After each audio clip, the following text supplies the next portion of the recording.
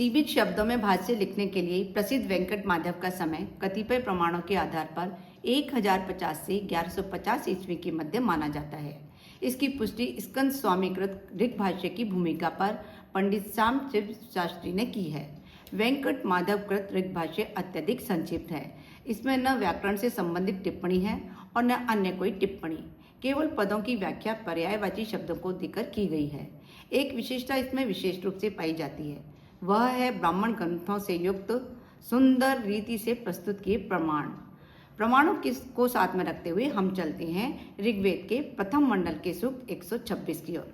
नमस्कार सभी को। यदि आपने अभी तक पारस बुद्धि चैनल को सब्सक्राइब नहीं किया है और हमें लगता है कि वेदों का ज्ञान हमारे लिए जरूरी है, तो इस चैनल को अवश्य सब्सक्राइब कीजिए। साथ ही बेल आइकन भी दबाइए ताकि रोज आने वाली वीडियो आपको जल्दी से जल्दी प्राप्त होती रहे। और अपने वैल्यूएबल कमेंट्स देना भी मत भूलिए, क्योंकि वो मुझे मोटिवेट करते हैं और अगर कहीं कोई सुधार की आवश्यकता हो तो मैं सुधार भी कर सकूं। चलते हैं ऋग्वेद के प्रथम मंडल के सूक्त 126 की ओर। इसके ऋषि हैं कक्षीवान, देवता हैं स्वनय और छंद है तेष्टो। हिंसादि कष्टों से परे जिस राजा भाव्य ने कीर्ति की कामना से युक्त होकर हमारे लिए सहस्त्रों यज्ञों को संपन्न किया, उस सिंधु नदी के किनारे वास करने वाले नरेश के लिए हम ज्ञान से भरे स्तवनों का विवेक बुद्धिपूर्वक उच्चारण करते हैं। कक्षीवान ने स्तोता और धनदाता राजा से 100 स्वर्ण मुद्राएं, 100 वेदशील अश्व तथा 100 श्रेष्ठ वृषभ ग्रहण किए। इससे उस नरेश की स्वर्गलोक में चारों अक्षुण कीर्ति फैल रही है।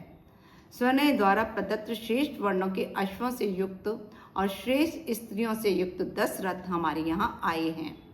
दिन की प्रारंभिक वेला में राजा से कक्षीवान ने 60,000 गौओं को प्राप्त किया। उक्त ऋचाओं में ऐतिहासिक वर्णन के साथ साथ सैद्धांतिक आध्यात्मिक अर्थ भी समाहित है। यज्ञ करने वाले राजा भाव्य को स्वनय भी कहा है।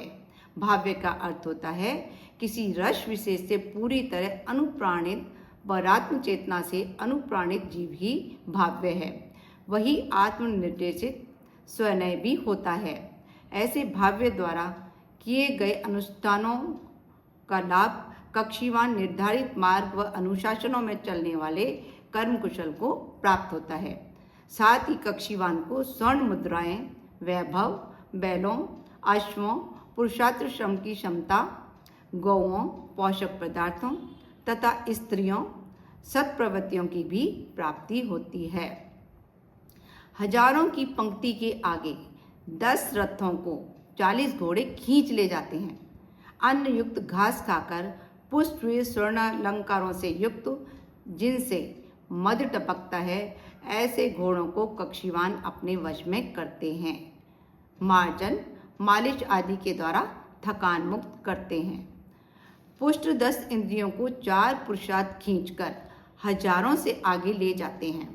कक्षीवान कर्मकुशल तेजस्वी अश्वों 4 पुरुषार्थों को अपने वश में तथा कार्य के लिए तत्पर रखते हैं।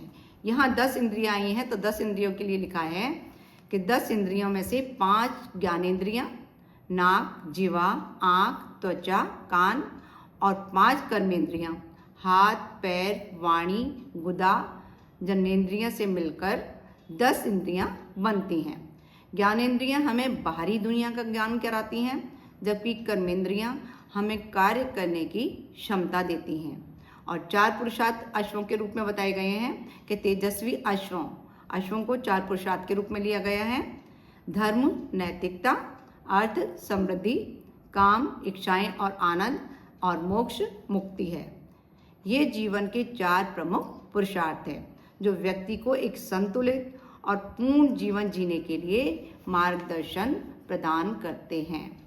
हे अन्नादि से पुष्ट श्रेष्ठ आचरण युक्त बंधुओं, आपके लिए हमने 4 अश्वों अथवा वैभवों से युक्त 8 और 3 11 अर्थात 10 इंद्रियां, 11वां मन को अगणित गौओं, पोषण देने वाली धाराओं सहित प्रथम अनुदान के रूप में प्राप्त किया है।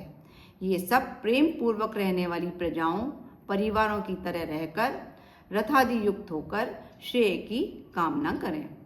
स्वनय राजा का कथन।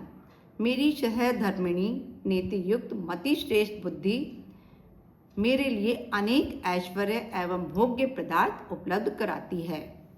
यह सदा साथ रहने वाली, गुणों को धारण करने वाली मेरी सह स्वामिनी है।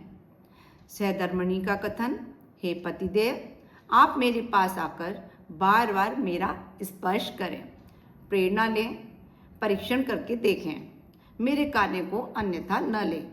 जिस प्रकार गंधार की भेड़ रोमों से भरी होती है, उसी प्रकार मैं गुणों से युक्त प्रौढ़ हूँ।